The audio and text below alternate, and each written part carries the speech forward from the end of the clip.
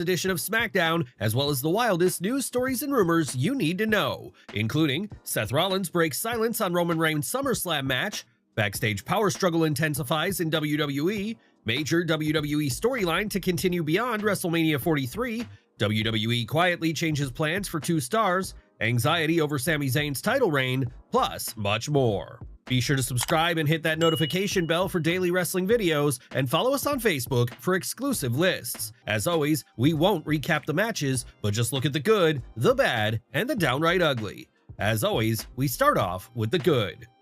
Number 1. Finn Balor gets a fresh direction. One of SmackDown's strongest moments came from a brief encounter carrying years of wrestling history behind it. Finn Balor crossed paths with his former New Japan Pro Wrestling ally Tama Tonga, instantly bringing their Bullet Club connection back into focus. After Balor wished Cody Rhodes luck, Tama and Tama Tonga launched a brutal backstage ambush. Finn was driven onto an anvil case before Tama wrapped a steel pipe around his throat and choked him out, creating a raw, genuinely dangerous atmosphere that felt completely different from WWE's usual polished backstage attacks. More importantly, this could be exactly the fresh direction Balor desperately needed. After spending so long tied to the repetitive Liv Morgan and Dominic Mysterio Judgment Day cycle, a personal rivalry rooted in his Bullet Club past immediately gives him something with real history and emotional weight. The same applies to Tama and Tala, who risked becoming trapped in yet another extension of the Bloodline story.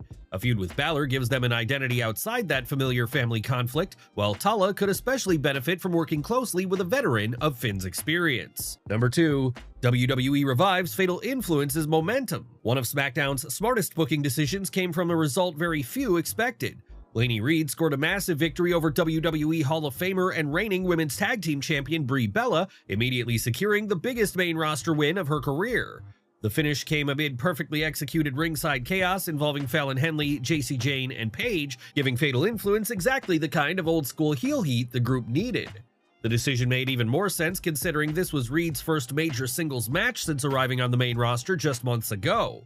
Rather than treating her like another recent NXT call-up, WWE immediately gave her a victory over an established veteran, presenting Reed as a legitimate threat on SmackDown. More importantly, the controversial finish was not interference simply for the sake of interference, it directly advanced the larger story. WWE has now officially announced that Paige and Brie Bella will defend the Women's Tag Team Championships against Reed and Fallon Henley at Saturday night's main event. With Fatal Influence beginning to lose momentum in recent weeks, this was exactly the kind of victory the group needed. In one segment, WWE elevated Lainey Reed, restored Fatal Influence's credibility as major antagonists, and gave the upcoming title match at Madison Square Garden genuine heat and purpose. Number 3. Lucha Wrestling shines on SmackDown. Rey Fenix and El Hijo del Vikingo may have delivered the most spectacular match of the entire show. Battling for the AAA Cruiserweight Championship, the 2 luchadors unleashed the authentic, high-flying Mexican style that made them international stars. Critics praised Triple H and WWE Creative for allowing both men to perform without watering down their offense for traditional television. With years of shared history behind them, their chemistry and timing were flawless, producing a breathtaking pace that had the Atlantic City crowd completely unglued. Number 4. Sami Zayn finally presented as WWE's top star. Sami Zayn's first entrance as undisputed WWE champion felt like WWE was introducing an entirely different level of star. The reaction was enormous, but it was the presentation that immediately stood out.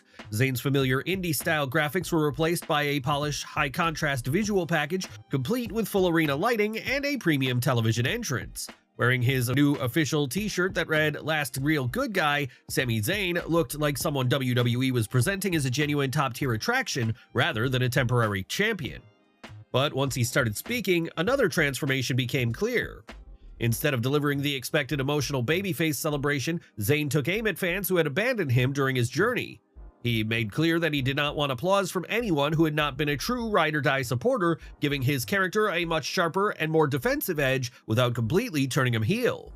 That balance is what made the segment work. Sami is still the same emotionally driven champion fans have followed for years, but now he carries himself like someone fiercely protective of everything he fought to achieve. Well, that was the good. What about the bad? Well, number 1, too many overlapping rivalries. WWE's 6-woman tag team match delivered solid action, but the bigger problem was a growing web of rivalries that had become difficult to follow. At the center of everything should have been Jade Cargill's pursuit of Tiffany Stratton's Women's United States Championship following their explosive encounter at Night of Champions. That alone provided a clear foundation. Instead, WWE kept piling additional conflicts on top. Charlotte Flair's issues with Jade are well documented. At the same time, Charlotte was forced to navigate her complicated history with Tiffany as they reluctantly worked together. Chelsea Green remained involved after previously saving Tiffany from a kendo stick attack, while Michin and B-Fab continued backing Jade. Individually, most of these connections made sense. The problem was that once they were squeezed into the same storyline, no single rivalry felt like the true priority. The finish only reinforced that issue. With Charlotte and Tiffany protected, Chelsea predictably took the fall after Jade connected with Jaded. It gave Jade another strong moment, but did little to clarify where the story was actually heading.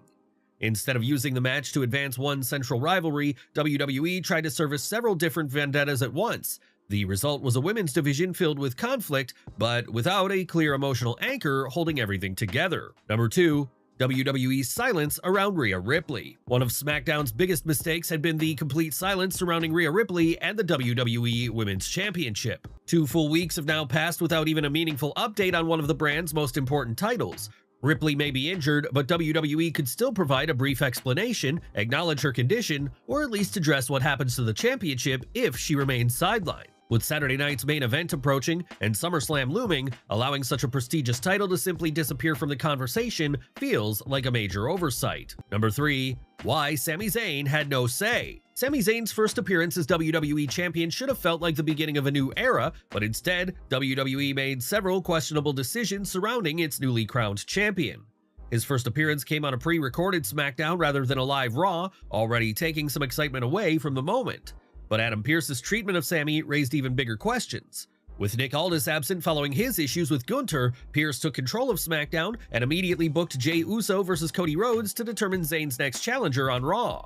The problem was that Sami appeared to have no input whatsoever. Roman Reigns was often given significant influence as champion, while Aldis previously showed similar respect toward Cody. The logic also felt rushed. A SmackDown main event suddenly decided Sami's next challenger for Raw, while Cody received another path to the title just 9 days after losing it. For a newly crowned world champion, Sami deserved to be treated with far greater importance. Number 4. Anxiety over Sami Zayn's title reign. Despite the excitement surrounding Sami Zayn's sharper, more defensive, ride-or-die champion persona, concern over his title reign is already growing. Across online wrestling communities, many fans fear Sami could lose the championship straight back to Cody Rhodes on Raw, with such an immediate reversal widely viewed as boring and predictable. This anxiety has reached a point where some fans are openly hoping for outside interference to keep the title on Zayn. One popular theory involves a returning CM Punk costing Cody the match, potentially protecting Sami's reign while launching Rhodes into a major new rivalry. Number 5. WWE gives Jey Uso another shot at gold. Jey Uso's inclusion in the number 1 contenders match was another questionable booking decision. The biggest issue was simple. Jey had just lost clean to Obafemi in the King of the Ring tournament days earlier. Immediately handing him another path to a world championship opportunity made that defeat feel far less meaningful and weakened the importance of wins and losses. His in-ring presentation also remains a concern. The repeated super kicks, formula-heavy moveset, and familiar match pacing are becoming increasingly difficult to ignore, especially when several faster-rising mid-card talents are still waiting for similar opportunities. At this stage, Jey's continued presence in major title scenarios feels increasingly difficult to justify when his recent results have done little to earn them. Well, that was the good and bad, but what about the downright ugly? Honestly, nothing this week really stood out enough to fall into that category. Overall, SmackDown did a decent job addressing several major storylines coming out of Night of Champions while continuing to build towards Saturday night's main event. However, a few questionable creative decisions also left part of the show feeling frustrating. What's your take on SmackDown this week? Sound off in the comments below. And now, let's move on to the news. Seth Rollins breaks silence on Roman Reigns' SummerSlam match. There has been some backlash over WWE once again returning to Roman Reigns versus Seth Rollins for SummerSlam, with critics questioning whether the company is simply recycling another familiar rivalry. However, Rollins believes one surprising detail makes this chapter genuinely different.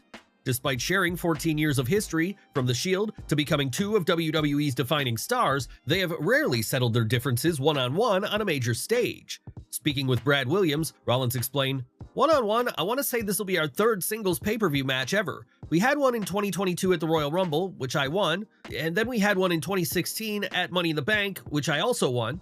But for two guys who have been as prominently featured as we are in WWE for the last 14 years, to only have 3 is pretty wild, I would say. Would you agree with Rollins' reasoning? And are you excited for Roman Reigns versus Seth Rollins? Or have you already seen enough of this rivalry? Sound off in the comments below. Next up, backstage power struggle intensifies in WWE may be enjoying one of its strongest business periods in years, but behind the scenes, that success appears to be creating an entirely different kind of competition. As the company continues expanding globally, the number of truly elite positions remains limited.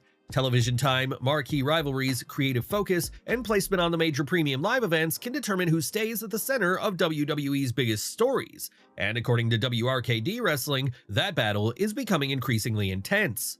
A new backstage report claims multiple high-profile talents are involved in an ongoing power struggle to protect their standing as WWE's premier attractions. Importantly, this reportedly goes far beyond championships. Established names and rising stars are competing for the same limited creative opportunities, making every top position increasingly valuable. Backstage competition among major performers is nothing new in professional wrestling. However, with WWE generating record-breaking business and more stars chasing the same spotlight, the pressure to maintain a place at the top may now be greater than ever. Major WrestleMania storyline to continue beyond WrestleMania 43. Just when it seemed WWE had explored every possible direction for the Bloodline, a new report suggests the family saga may be nowhere close to ending. Following WrestleMania 42, Jimmy and Jey Uso reunited with Roman Reigns, while Jacob Fatu also aligned himself with the OTC. But this is hardly a united front, with tension still surrounding Fatu and the Usos. And then there is Solo Sikoa. After the MFTs fractured, many expected Solo to finally move into a completely different storyline. Instead, he's continued targeting Roman and the Usos, keeping his revenge campaign against the family alive. So, how much longer can WWE continue this war? According to False Finish, the current Bloodline storyline is reportedly planned to continue beyond WrestleMania 43 in Riyadh next year. With Zilla Fatu, the son of the late Umaga, also expected to join WWE down the line, his arrival could add another unpredictable layer to the fractured family. Can WWE keep the Bloodline compelling for that long, or has the saga already overstayed its welcome? For our final news today, WWE quietly changes plans for 2 stars. Royce Keys may have lost what could have been the biggest match of his WWE career, but a new report suggests the company may already have another major direction waiting for him. According to Brian Alvarez in the Wrestling Observer newsletter, Keys was originally planned to face Gunther at SummerSlam. Considering Gunther's position as one of WWE's most protected main event stars, the match would have represented a major vote of confidence in Keys, potentially elevating him into a much bigger role. But somewhere along the way, WWE changed course. Following Gunther's heated confrontation with Nick Aldis at Night of Champions, Alvarez later revealed that the two are now expected to wrestle at SummerSlam, seemingly removing Keys from the picture. However, that does not necessarily mean WWE is cooling off on him. According to False Finish, Keys will reportedly be involved in the Bloodline storyline for a long stretch, with the first seeds already planted on SmackDown. Keys directly confronted Jacob Fatu backstage, questioned his loyalty to Roman Reigns, and triggered a clear split in their longtime friendship. And that tension may escalate quickly, with a potential Royce Keys versus Jacob